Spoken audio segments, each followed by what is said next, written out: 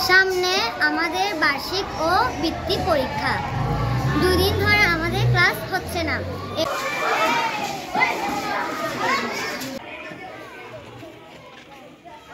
শিক্ষার্থীরা যে সময়ে বই খাতা নিয়ে ক্লাসে ব্যস্ত থাকার কথা, ঠিক সেই সময়গুলো পার করছে বারান্দায় লাফালাফি আর খেলাধুলা করে।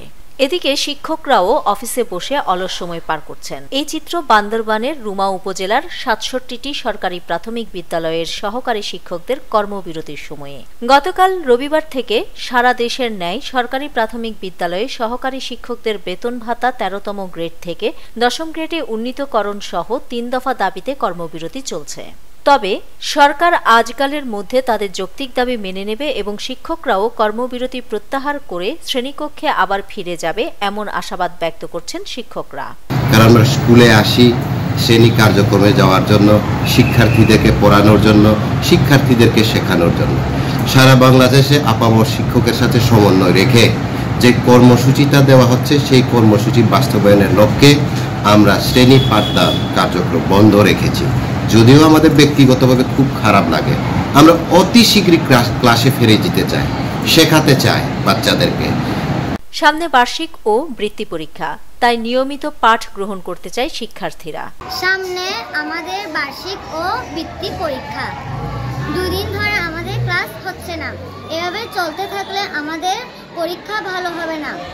তাই স্যারদের দাবিগুলো সরকার বিবেচনা করলে স্যারেরা ক্লাসে কার্যক্রমে ফিরে আসে।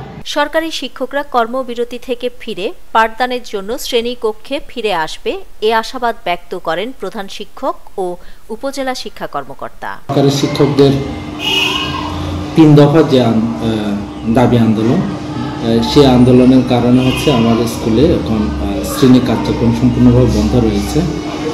শিক্ষার্থীরা আসছে কিন্তু শিক্ষকরা হচ্ছে যে ক্লাস কার্যক্রম তারা বিরতি রাখাতে, তো আমার এই শিক্ষা কার্যক্রমে অনেক বেশি প্রভাব পড়েছে এবং তারা কিন্তু ক্লাস করতে পারতেছে না, যার কারণে সামনে যেহেতু পরীক্ষা আছে আমাদের, তো সব মিলিয়ে এই হলো পরিস্থিতি।